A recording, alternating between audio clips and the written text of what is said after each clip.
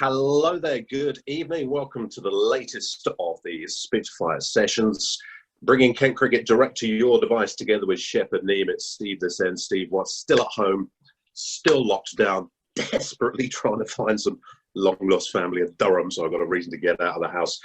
Tonight, the subject of the Spitfire session is cricket. Is it a batter's game? The last few weeks, we've had some terrific panels, some terrific guests, and tonight we've got another magnificent selection of people hugely associated with Kent cricket. We're going to introduce them to you in just a moment. Before we begin, just want to mention the Rainbow Run, which happened not this weekend, just gone weekend before, raising money for the COVID-19 appeals of hospital charities here in Kent. And many of the cricket community supported it. And last weekend, we'd raised almost £10,000. Now we have smashed that. We've gone through £13,000 and we're still creeping up as well. So can we take this opportunity to express our sincere thanks to you and, of course, all the key workers keeping us safe at this time. We're also delighted to hear the stories from the Kent cricket community. Can we say huge congratulations to everyone at Bearsted Cricket Club, who took on their own challenge last Saturday. 150 people covered 3,000 kilometres and so far have raised £7,400 for brain tumour research. And this is in aid of their clubmate, Richard Luxton, who's currently fighting a brain tumour. So best wishes to you, Richard, and terrific effort by your clubmates at Bearsted. Those donations are still coming in. You can head over to Bearsted Cricket Club's social media pages to see how you can donate. Can you please help and get them over the £7,500 mark? And also, I want to wish you all a very happy Kent Day. I have to say that carefully.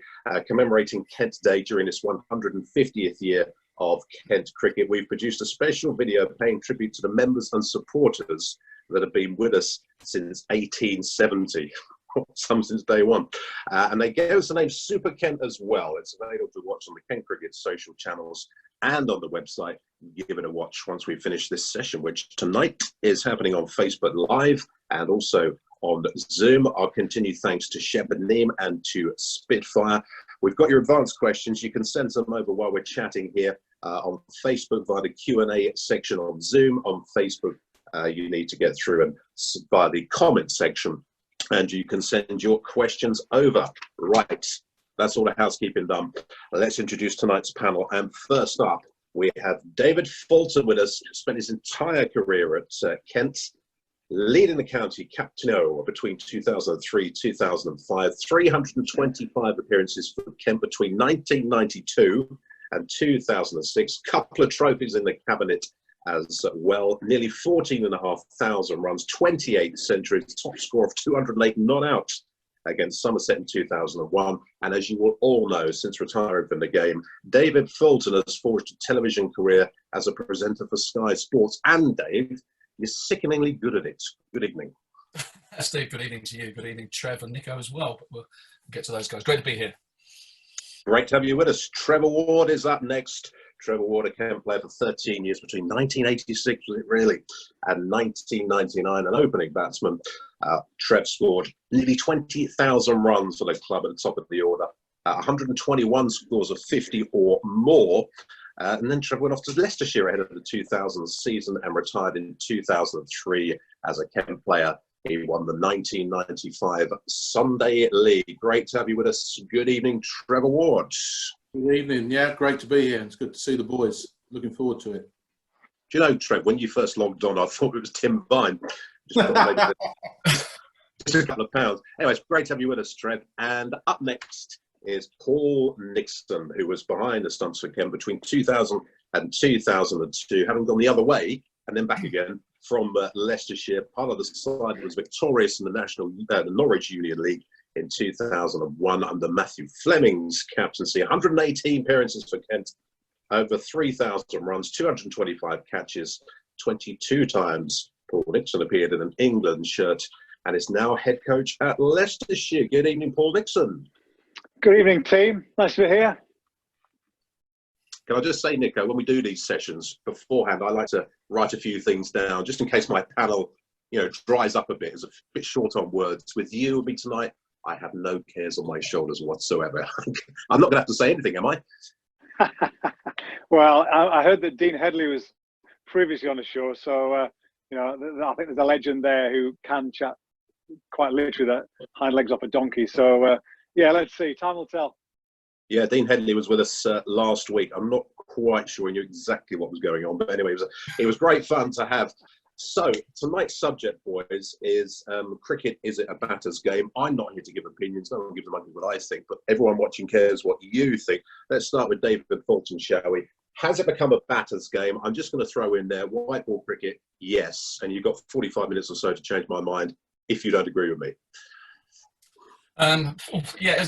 White ball, yes. Red ball, no. I'd say Nico will be probably best placed to answer this at the moment, but in the county championship, especially at the top of the order, if we can think back to last year with the county championship at least, it looked like a pretty tough place being an opening batter or top order batter. So yeah, possibly in white ball cricket there's a lot stacked in favour of the batter, but there's nothing wrong with that. People want entertainment, people want to see fours and sixes, but I think in 4-day cricket the ball nips around, teams want wins to get promoted, so I think it's become harder and harder.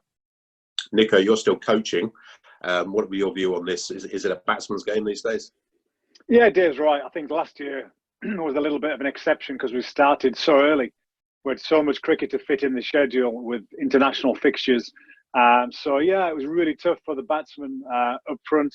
And then again, we had a big block at the start and a big block at the end. So, late September can be as tough as April. So it's been tough, but that's the game. That's the beauty of county cricket. There's times that, batsmen will look down that fixture list, they'll see who they're going, where they're going, and they'll know in their middle periods that actually that's the time I've definitely got to dip my bread. Sometimes a fighting 45 in April is worth 120 in August. So, a lot of players will look at that, see who they're playing against. That certainly happened a long time ago. Maybe not quite as often nowadays, the modern game, but you've got to make sure that you dip your bread when the wickets are right, the sun's shining, and you're feeling in good nick, as Trevor's done for many, many years. Well, Trevor, I'm going to come to you next. If I'm weave in the first advice here, which was sent in by Gavin, do you think the white ball has been made to directly improve the batter's chances? Yeah, I think so. I think the Kookaburra ball that's used generally doesn't do as much in English conditions.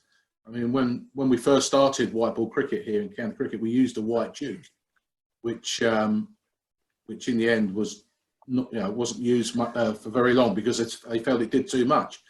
But as a batter, I actually quite like the white duke. It used to fly a long way, although it might do a little bit for the bowlers. It was actually, I thought it was a decent ball to use, but the ECB deemed it too bowler friendly, and we ended up going over to the Kookaburra ball in all white ball cricket, and it certainly favours the batters more, and you can tell by obviously the scores nowadays.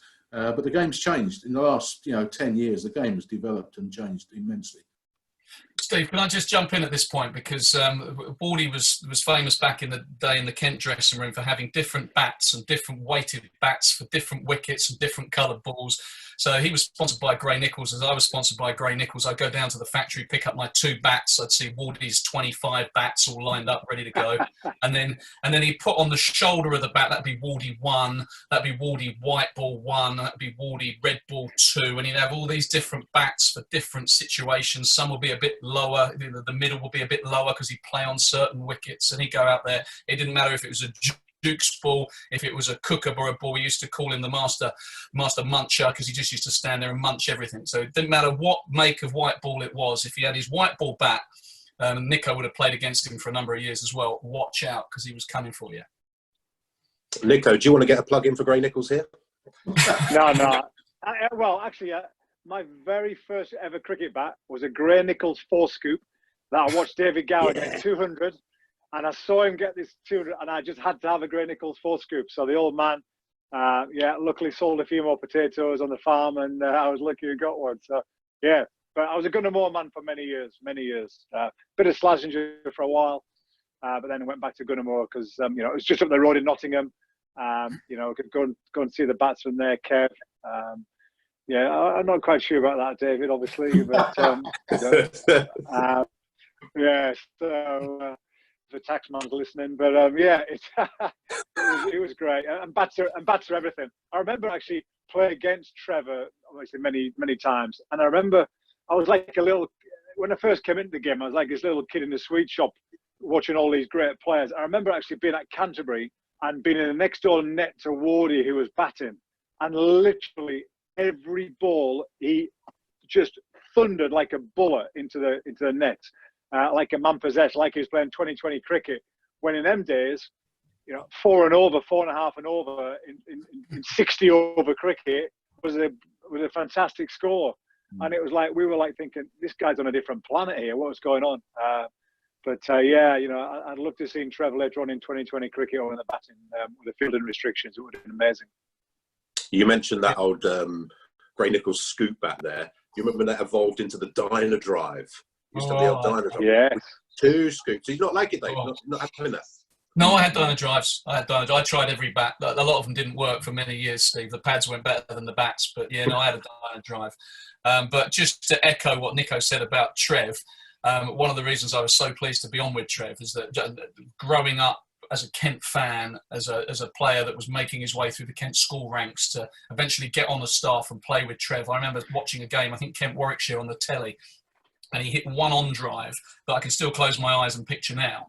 If you had a textbook on drive, it just went for 4, and I thought, geez, this guy can play. And then when you actually got up close in a dressing room and watched the way he struck the ball, it was unlike anything else. And when you had Carl Hooper coming in behind him at 4, I mean, the championship, my nickname was Tav, and my role, Mark Benson said to me, your role, Dave, is basically to get the shine off the ball with me, because we've got Wardy and we've got Hooper and we've got Graham Cowger and we've got Nigel Long. We've got all these stroke players. So our job's to get the shine off the ball, basically block it and do a job for them. And, as a young player, you're just more than happy to be in the team and do that job. And if we did do that job, the guys that followed us were superb to watch. And Trev, how many different positions at the top of the order did you occupy? I mean, I'm mostly associated with being an opening batsman. I'm thinking back to that era, you had the likes of Neil Taylor who go up and down a bit. How many different positions did you occupy? I think I batted anywhere between 1 and 7 at some stage with Kent, but opening was the best place to play. I did try 3 and 4 quite a bit. Wasn't the greatest person to sit there watching. Wanted to get out there and face the first 4 if I could. But just echoing on what Fulton said there about Benny, I opened the batting with for a long time. The mindset there was to see the shine off the new ball. My mindset was slightly different.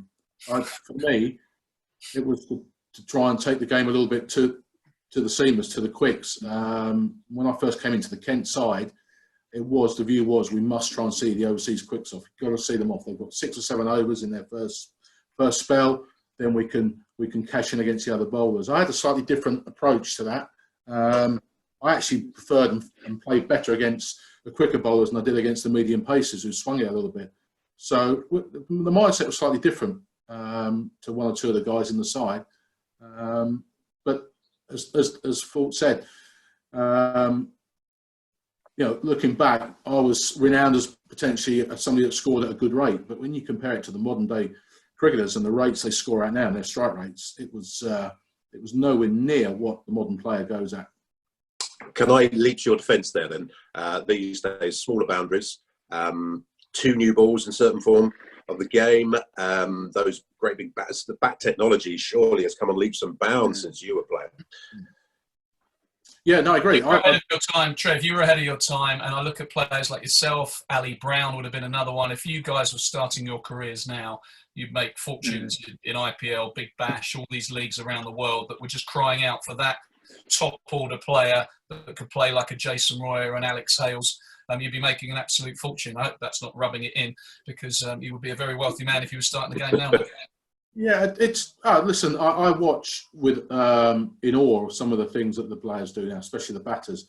But I mean, it's funny enough, I still preferred playing Championship cricket to one-day cricket all the way through my career.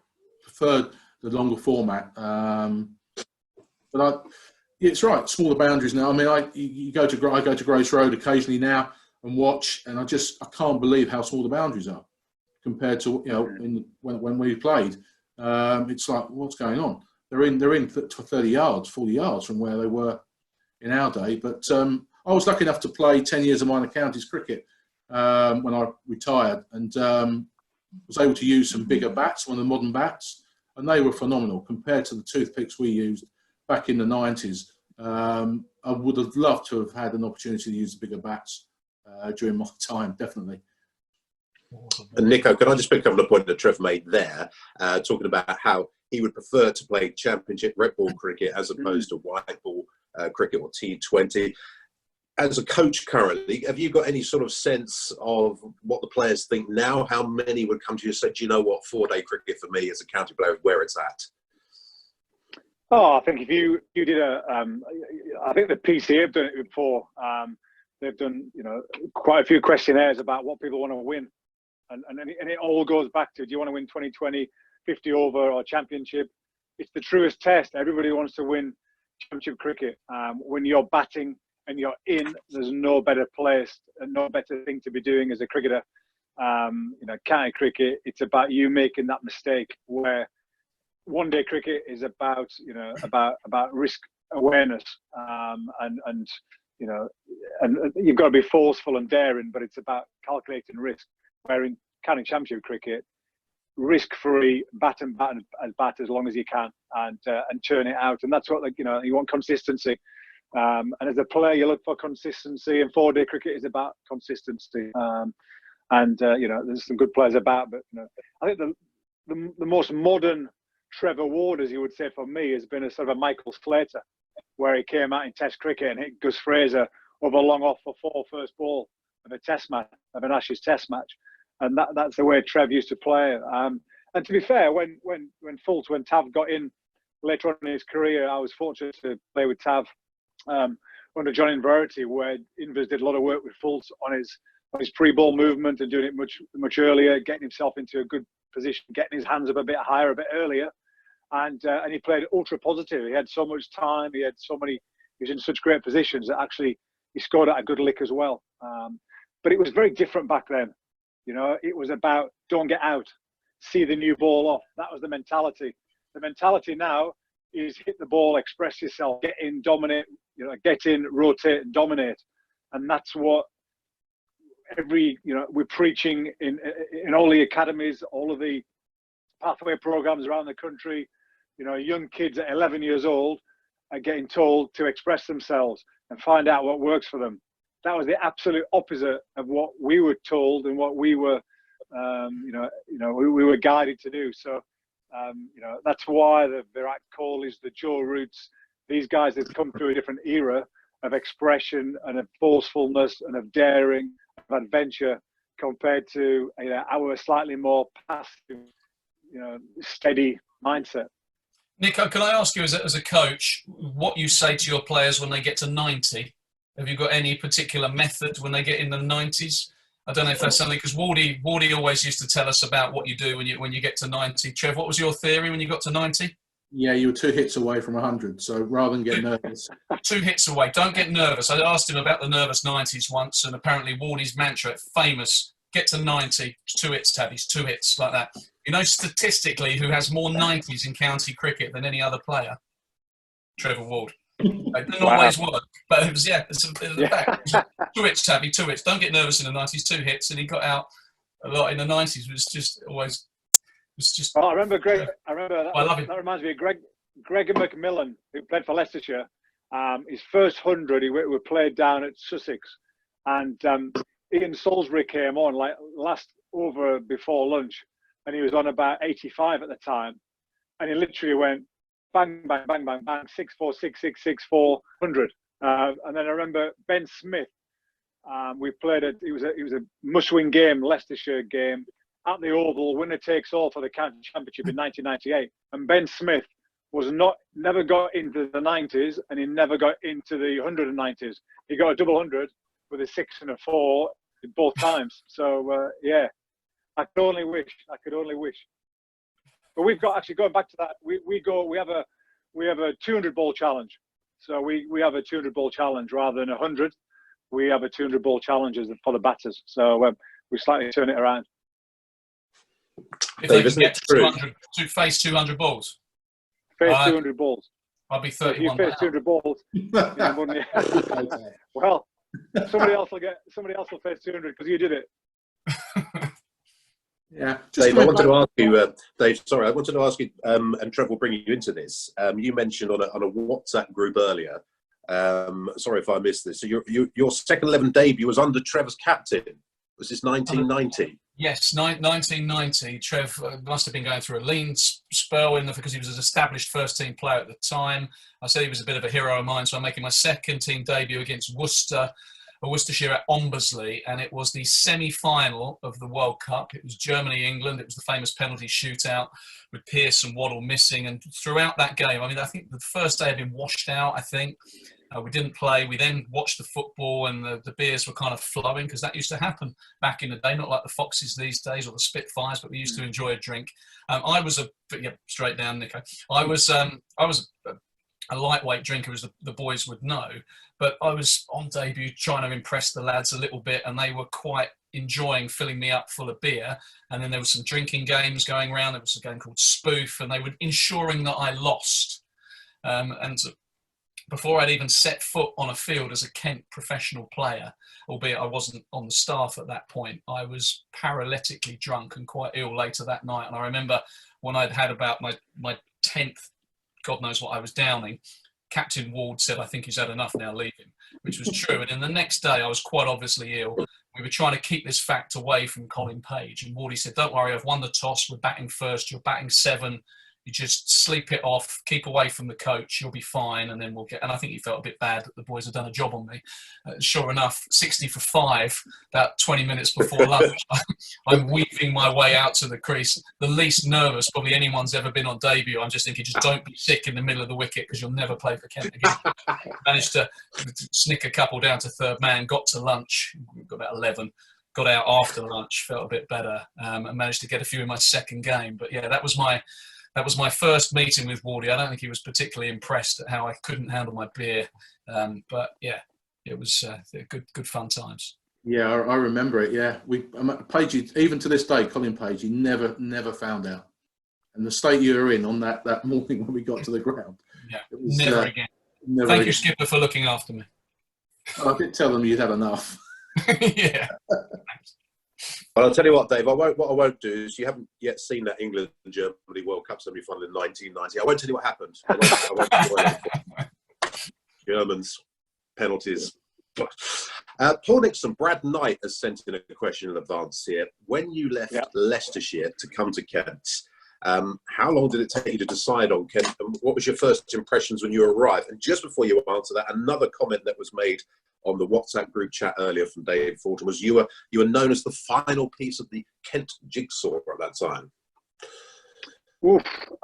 Yeah, great question. It's actually Matthew Fleming talked to me because he said, "Listen, Nico, Marsh is thinking about finishing.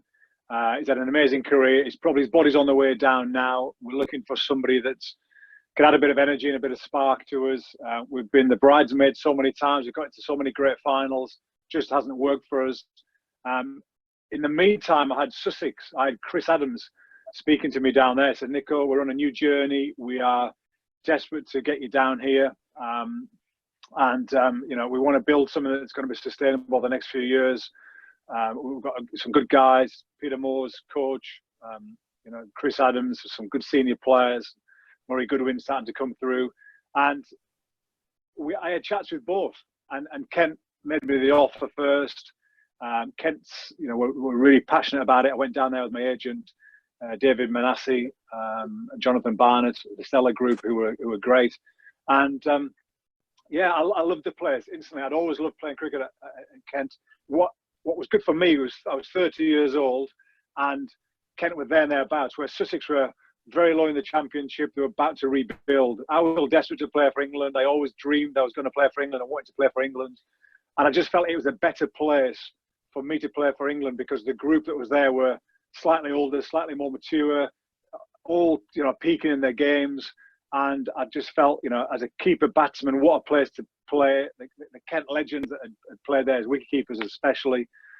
Brilliant place to bat in the middle order and to keep wicket. Had a good bowling attack and played on good pitches. And actually, Chris Adams came back with an offer that was way more than Kent's at the time. But I'd given my word. I was a man of my word, and I didn't regret it 1 minute. You know, I went to Kent that first summer.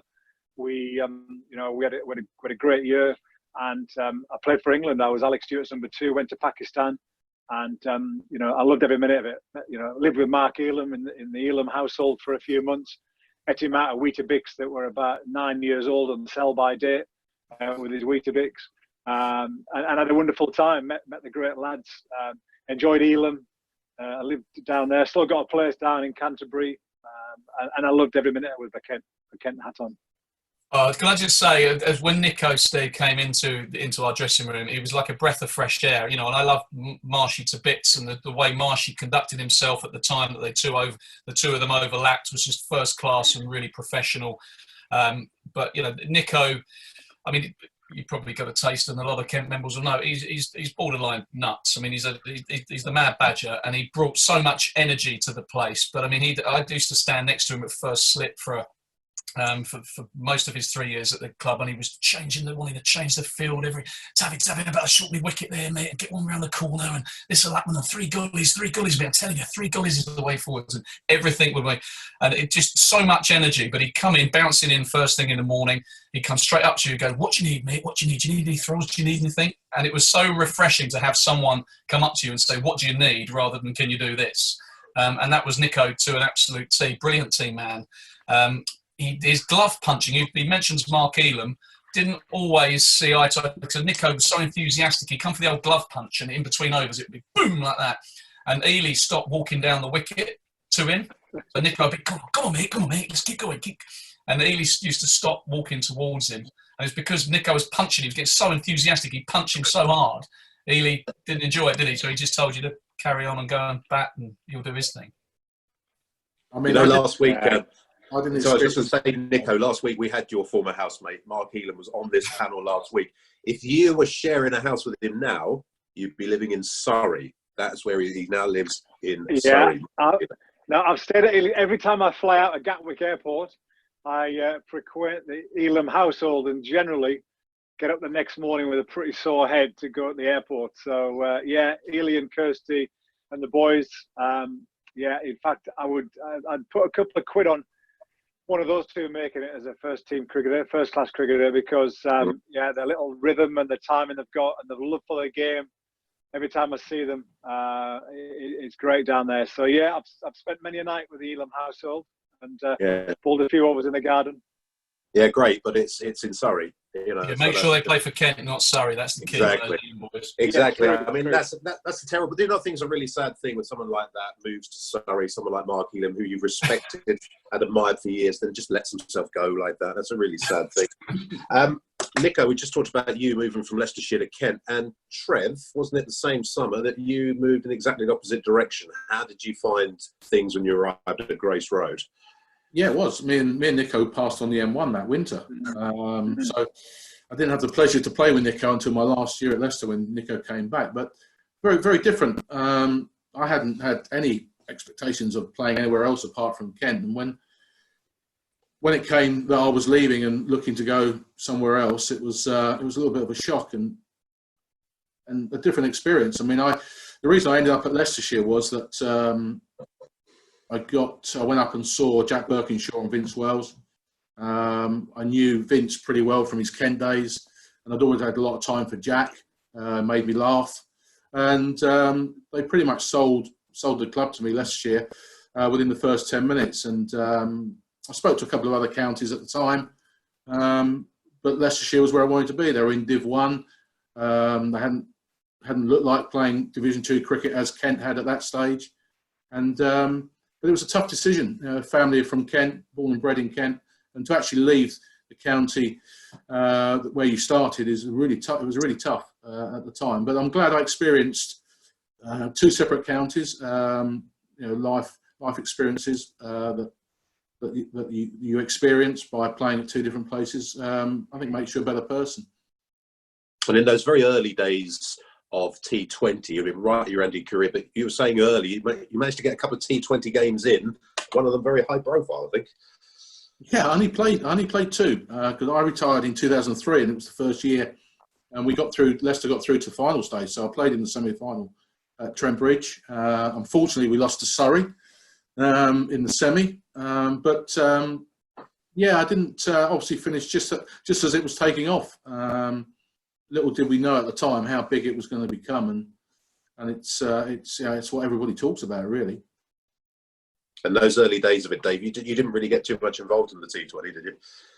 Well, and quite rightly too, Steve. I'm sure everyone would agree. I was a lurking opening batter in 4-day cricket. I did actually play the first, that 2003 season. I was coming back from my eye injury, and I think we struggled a bit in the 1-day stuff. So I kind of came back to captain really as much as anything else and try and give it a bit of direction. We had a good team.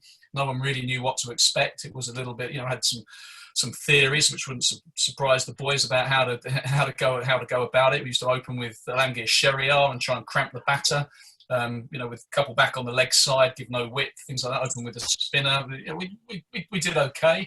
If Andrew Simons came off, that helped.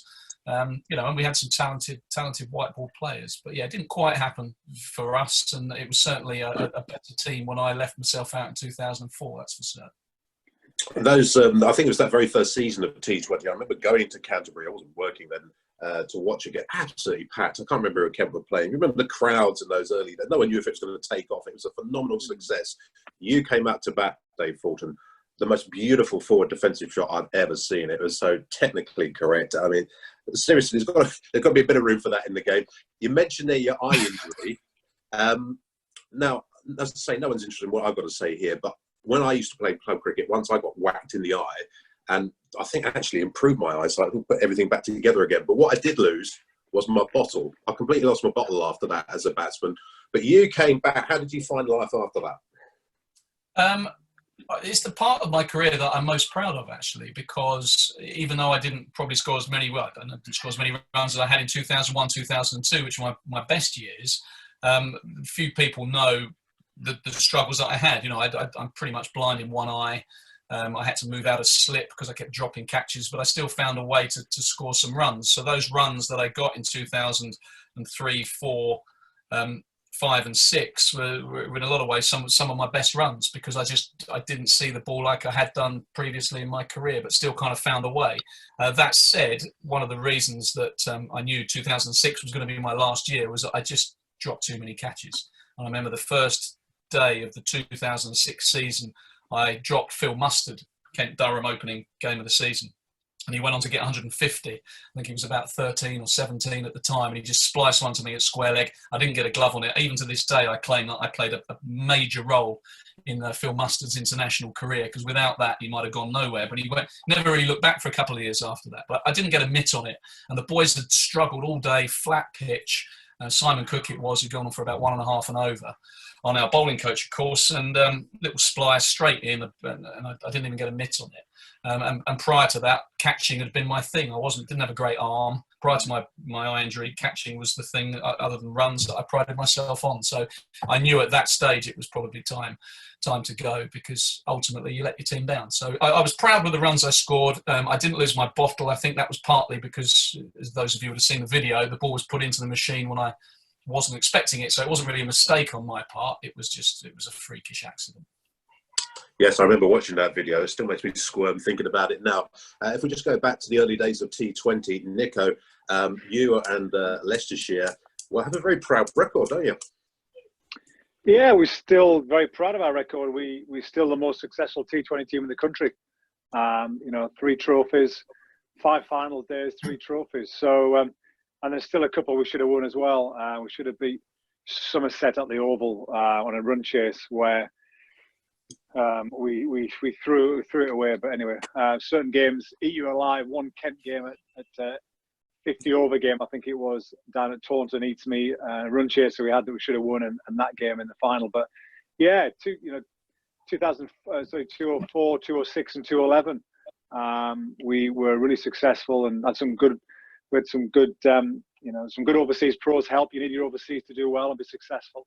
We had great role clarity.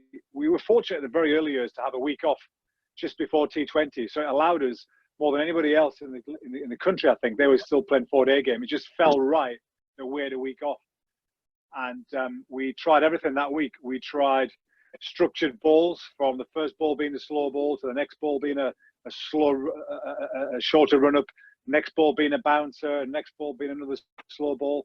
And we tried various things, and from talk to signals to all sorts of stuff. And we came up with one or two good ideas that we stuck with, and we did well from it. So we had good structure, we had good role clarity, and we helped. We had Brad Hodge in the early days is phenomenal. Hadn't got running the county championship, couldn't buy a run. Suddenly freed himself up and played brilliantly in the T20. Darren Maddy was first to 1,000 runs in 2020 cricket. That not many people would think about Darren Maddy. He was a phenomenon in that format, and bowled brilliantly as well. We did well. We got early wickets and got good runs, and not many people saw us on TV early seasons as well. It wasn't a fashionable place to watch cricket, Grace Road. So people didn't see our philosophies on TV. So by the time they got to Grace Road on slow, sticky pitches at the time we had some big outfields. 150 was a good score. Claude Henderson bowled amazingly well, and Jeremy Snape were canny operators. So we played 3 spinners at the time. And even now, a lot of that format still helps us. Some of our goals and things that we want to try and achieve, we still do it right now. So exciting times. The games, it's been phenomenal, hasn't it? All around the world, it's really taken off. And it's a shame this year we couldn't have had the 100. I think we're all looking forward to seeing how the 100 was going to do. A lot of people were dishing it before it started. A lot of our guys actually played, and quite a few of our second team lads played in the trial games and really, really enjoyed it at Loughborough University. So that was a great shame, but we'll look forward to that next year, and just hopefully that England can get over the line with the West Indies and make these games possible. And I think we'll, fingers crossed, we'll get over the line with some T20 cricket later in the year. Yeah, hopefully the football is off and running in Germany, isn't it? Horse racing set to start here next week. So it's all heading in the right direction, hopefully, for a bit of cricketing before the end of the season. As the subject of tonight's forum of this Spitfire session is cricket is a batter's game, let's go to Keith's question, who says there's no doubt that ODI cricket is a batter's game, increasingly so, although I think last year's World Cup maybe dragged things back a little bit. What would the panel do to help the bowlers and achieve a better balance between bat and ball? Trev, I'm going to start with you on this one, if I may. Keith says 50 other games with 350 plus totals are not always great to watch, but as I mentioned, last year's World Cup, we saw a lot of scores perhaps lower than we were expecting, and I thought perhaps the cricket was better for it in some respects.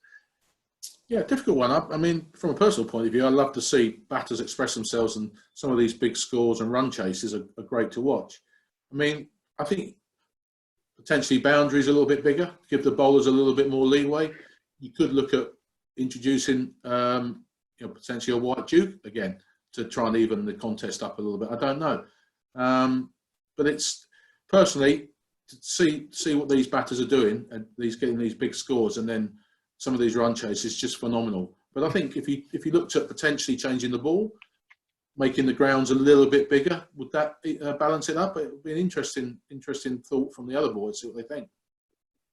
Dave, what do you think about this? I remember working at England playing Australia in the ODIs, it must be 2 years ago.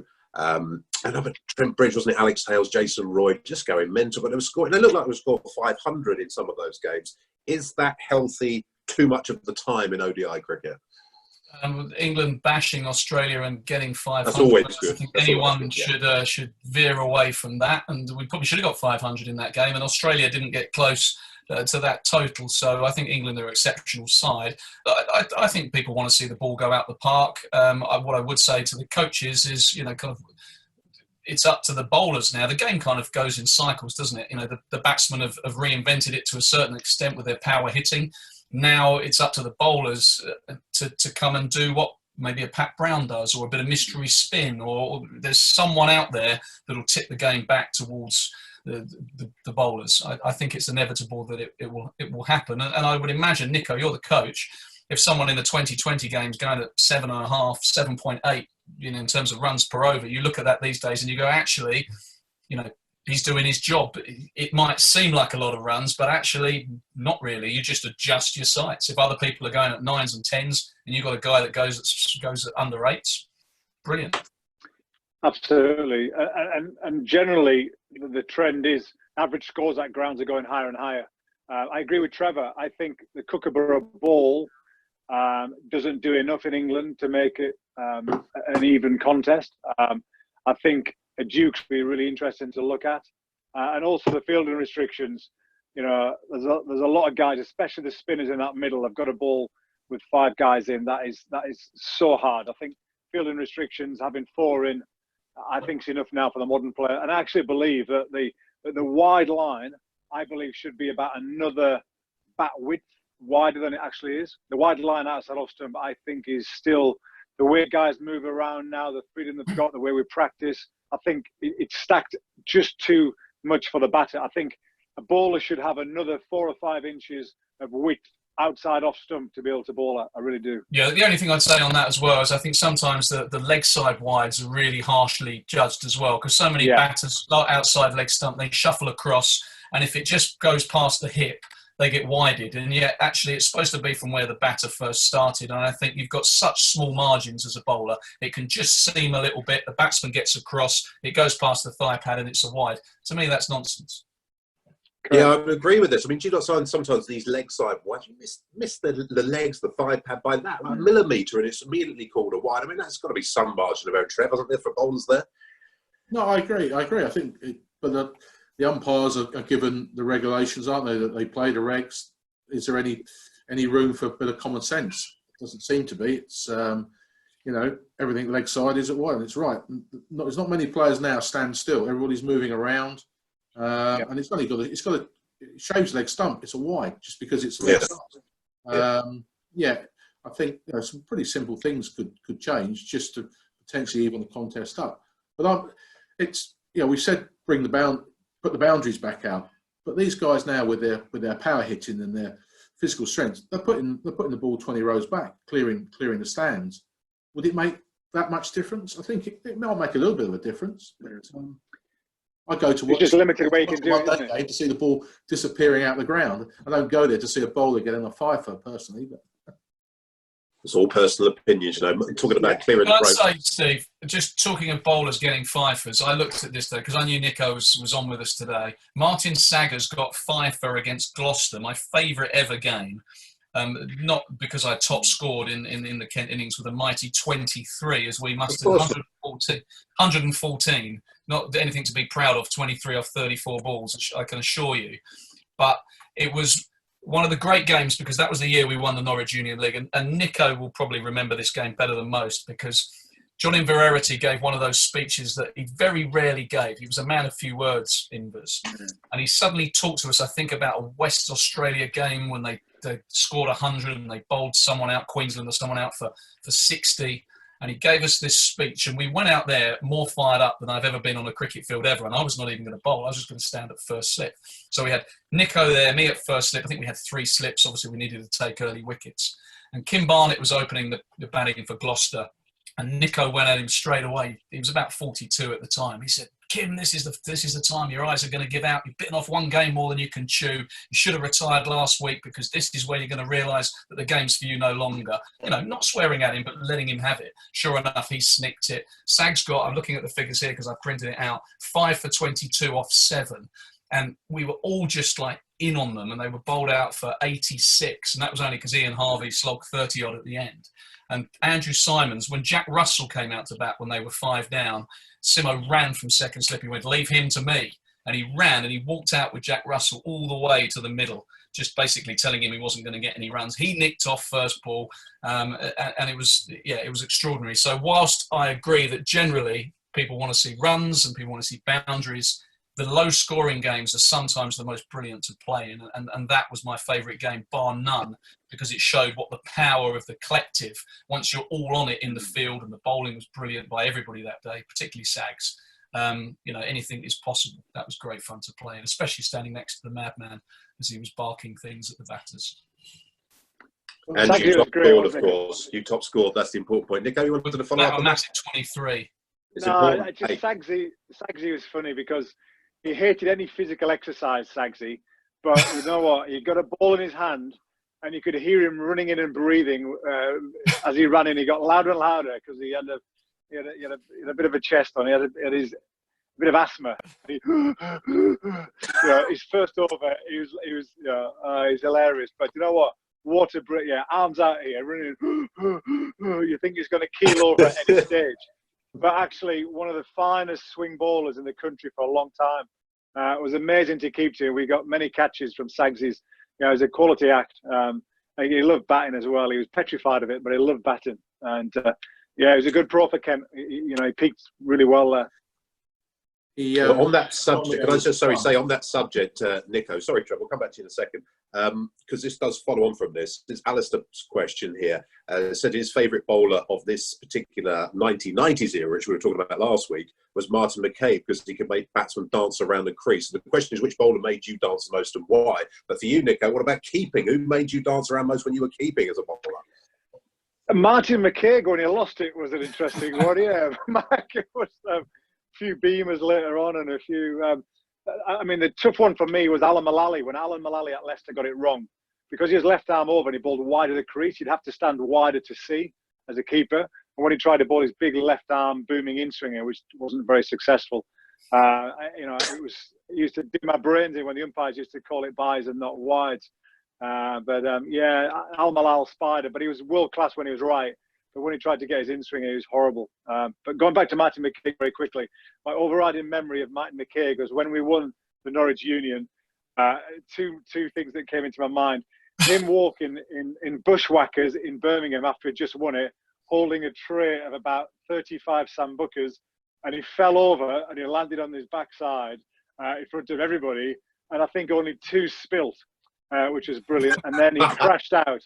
It crashed out, and Matt Walker and myself, I don't know if Tab was involved then, but we sneaked into his room. We got keys to sneak into his room, and we shaved him. We shaved him with the clippers and razors. He had no eyebrows. He had bits missing, his hair, everywhere we shaved. Brilliant time. So I can remember Macca being out for the count, just being shaved quite literally from head to toe, out of the count. So he was itching for the next fortnight. Brilliant. He didn't spill the sambucas, Nico, but he did land on the trophy, if you remember, because he snapped the trophy. So the Norwich Union trophy had been in opposition for about 3 hours, and when Macca lands from a height on a trophy, there's only one winner, and it wasn't the trophy. So we had to take it back. We had to take it to the welders on the Monday to get it re-welded. I think it was okay afterwards, but that was Macca. Trevor used to make you dance around in the crease when you were batting. Yeah, there used to be a madman play for Somerset, Andre van Troost. He could bowl some good spells. He didn't always know where it was going. And as a batter, that is a worry. And I can remember a few times just not knowing what was coming next. And I got starfished a few times and got myself in a bit of a tangle. But he was a madman. The quicker they were, if they knew where it was going, they were easier to bat against. But when they were on a day when it was going everywhere, it was frightening at times. So yeah, he was the one that just used to get into my head a little bit, I have to say. Dave, when Trev mentioned that name, your face really screwed up in pain there. Yeah, I played against Andre van Troost a few times, and Trevor's right. The hardest thing about the Rooster was that he just didn't know where it was going to go. And I played against him in Cape Town, and in Cape Town they used to have that huge wind that you said he bowled downwind for about that little. You field all day, and you go out and face 15 minutes at the end of the day. And he was downwind with an absolute gale blowing. There was a little lad bowling medium pace with the keeper standing up. I didn't find myself at that end. I found myself at the Roosters' end. And I think I got a few because every ball was at my head. And anyone playing against me, just pitch it up, knock me over. But when he bowled short, I quite enjoyed it. And I was carving him over. Third man, I was hooking him. And you only had to get a bit of bat on it and it was flying. But it was hairy stuff. He was tough to face because, you didn't know where it was going. Just on the story on the back of that, we were down at Taunton, and I think it was Darren Scott's either debut or second game for the club, and we had a bat for 40 minutes on the first day after bowling Somerset out. And I remember I think I was due batting at 4 on that day. Van Troost was running it at speed of light, and it was going everywhere. And Scotty got asked to put the pads on to be night watchman with 20 minutes to go, and it was one of the funniest things I've ever seen. He ran to the toilets and locked himself in a cubicle and refused to come out. Wouldn't pad up, wouldn't do it for the coach, the captain. his teammates, and he didn't come out of the cubicle until after the final ball had been bowled. Refused to do it. And I think his debut, our second game only, it was so funny. He wasn't the bravest, Scotty.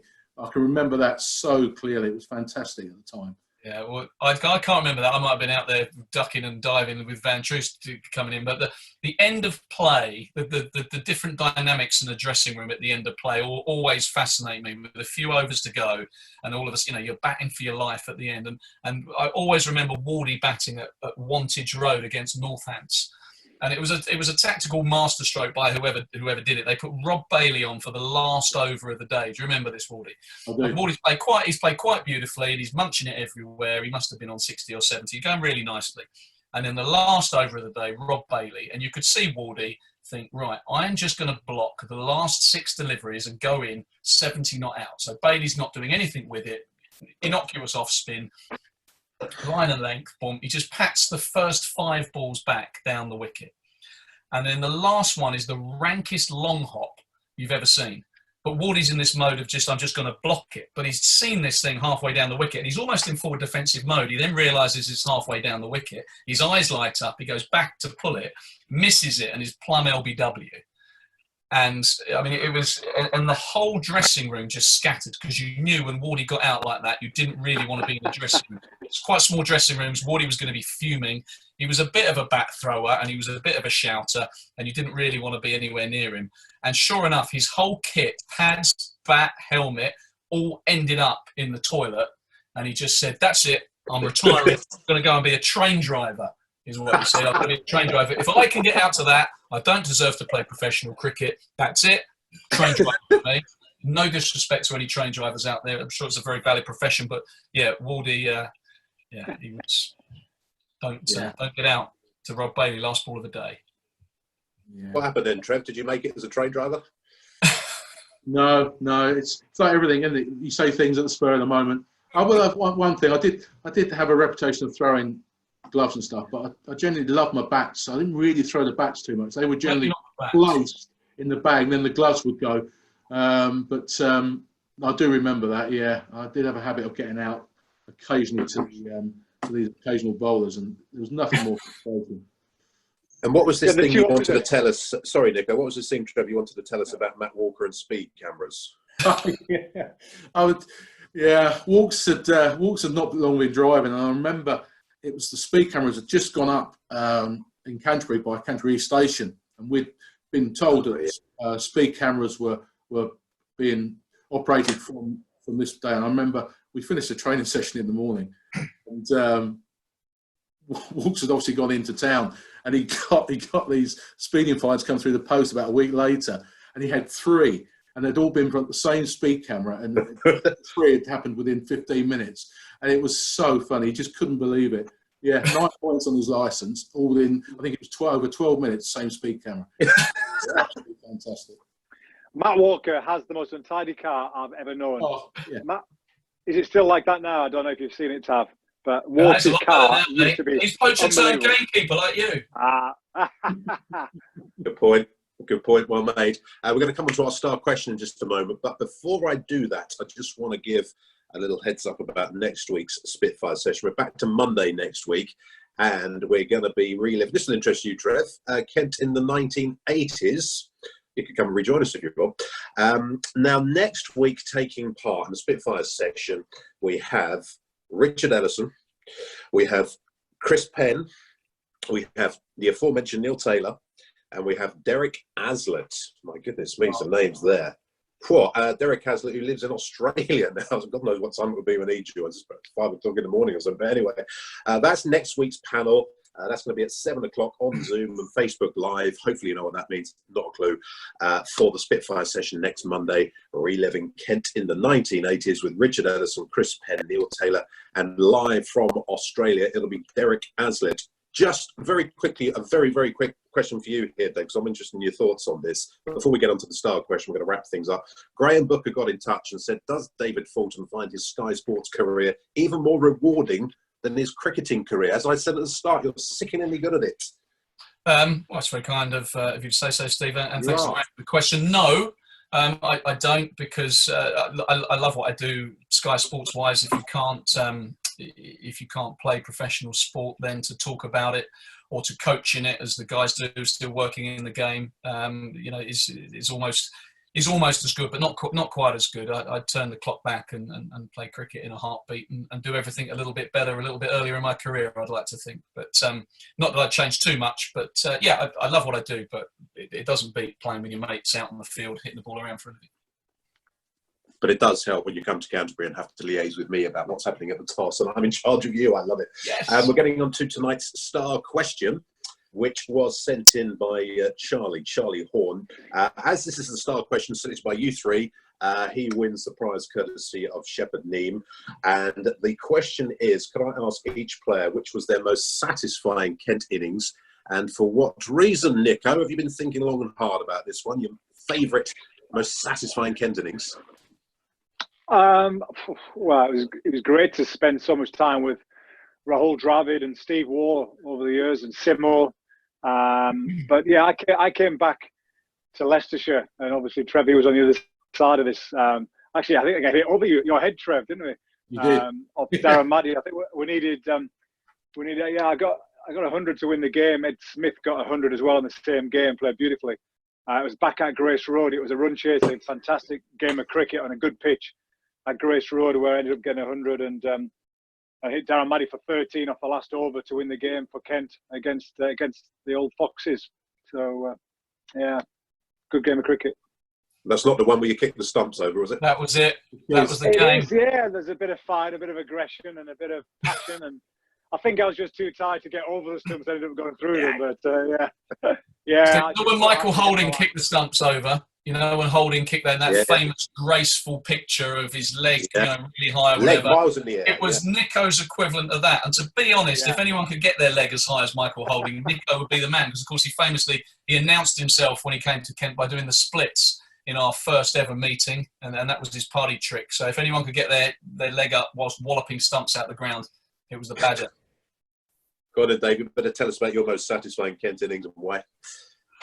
I reckon. I mean, Nico mentioned Steve Waugh. I really enjoyed Steve when he came to Kent. I had the pleasure of captaining him in championship games for 4 or 5 matches, which it was a real honour for me, not for Steve, obviously. But I got 177, I think, against Lancashire, and I batted really well in that game. It was a young Jimmy Anderson, and Gary Keeley was spinning it, and I got to bat for a few hours, maybe for a session and a half with Steve Waugh. And just to see the intensity that he brought, just a chat with one of the greats of the game out in the middle, was right up there. So I'd say, we won that game, I think, by an innings. We made them follow on and won the game as well. So all in all, it was pretty special. Not your innings against Gloucestershire then, no? Not that 23, and no. Not my very fine 16 off 107 balls against Cambridge University, Steve. That was 4th. Oh, 4th. Okay, well, that's very, very honest of you, Trev. Most satisfying Kent innings for you? Yeah, difficult one. One that stands out. I got 120 odd against Derbyshire at Chesterfield. Going back a while now, I remember at the time it was probably the quickest bounces pitch in the country, and Derbyshire had Bishop, Malcolm opening the bowling, Simon Bass, John Jacques. They had a real strong seam attack, and nobody had scored 300 in the first innings against them in the championship that year. And I was batting at 5, and we found ourselves 20 for 3. I think we were 40 for 5, and himself and Rich Ellison managed to put on something like 170 for something like the 7th or 6th wicket stand, and we managed to get over 300 at Chesterfield. And I remember it's probably the best 100 I scored. I remember coming off afterwards absolutely battered and bruised, and the physio was very busy trying to patch my hands up. I had bruises all over my chest, my thigh had blown up, my thigh pad had been peppered. But looking back on that, it was looking back for different, for certain individually, it's my best 100. In the circumstances, we were the only side that year to score over 300 against Derby in the first innings of the championship, and I think we held on for a draw in the end. But the most emotional 100, just on the back of this, was actually for Leicester in the game that Nico played in. I think I got 100 in the first innings. Yeah, he did. And to actually score 100 against my old county was so emotional. And it's the only time when I got into the 90s, I was absolutely a shaking wreck. And I had Matthew Walker bowling at me on 99, which didn't help. But from the emotional point of view, scoring 100 against Kent in that match was massive. But Derbyshire, Chesterfield definitely ranks up there. Did you kick the stumps over in that game against Kent? I would have missed them. I was so nervous. I remember I nearly ran myself out. Hit it to mid-on. I hit it to Jazza at mid-on and ran a single to get to 100. And I think it's the first time I jumped when I got 100, and it was pretty emotional at the time. It was, looking back now, it was a special moment for me, that. Steve, can I tell a quick story? Never won to Jazza. Never won to Jazza. Never won to Jazza. No, not with his 4 runouts. So we have time to tell one quick story about Wardy and runouts. Well, I haven't had my dinner, but yeah, go on, crack on. Yeah, 1995, I came back from a broken leg and only played kind of halfway through the season. First game back was at Headingley on a green top. It had done all sorts. And I'm opening the batting with Wardy. And Mark Robinson is running in, bowling his kind of phantom medium pace. And he bowls me a straight 4-1, and I drive it back.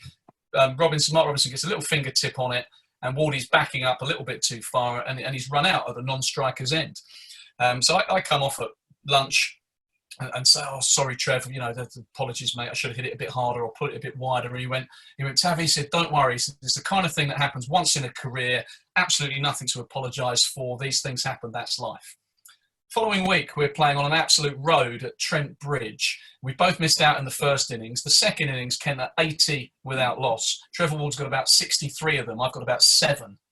And Andy Pick runs in and he bowls a delivery, full and straight. And I lean into a straight drive and Trev's backing up a little bit too far. Picky gets his fingertip on it and Trevor's run out in consecutive matches, this time on an absolute road.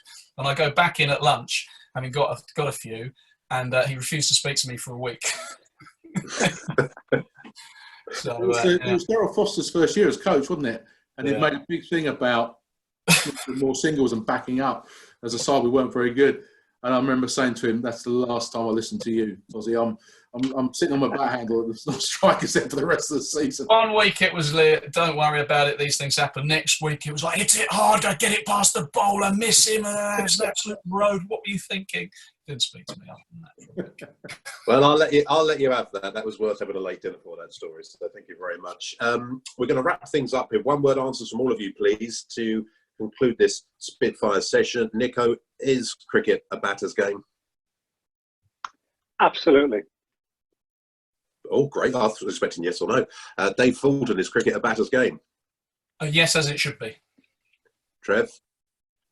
Yes. Beautiful. Thank you very much, chaps, for joining us on the Spitfire session this evening. Thank you to all of you who sent questions over in advance and whilst we were talking. Don't forget next week's session back on Monday, and you can get your questions over using the email address to spitfiresessions.kent@ecb.co.uk. Basically, just go online, read about next week's session. You can watch the old ones back as well with some terrific guests, just like we've had tonight.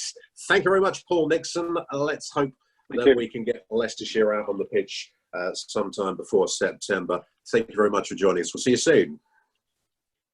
And to David Fulton, thank you for joining us. Hopefully see you out in the middle with a microphone at the Spitfire ground sometime soon, I hope, anyway. Cheers, Steve. Cheers, boys. And also our thanks to Tim Vine for joining us this evening. Trevor Ward, thank you very much indeed. Next week's session will be on a Monday at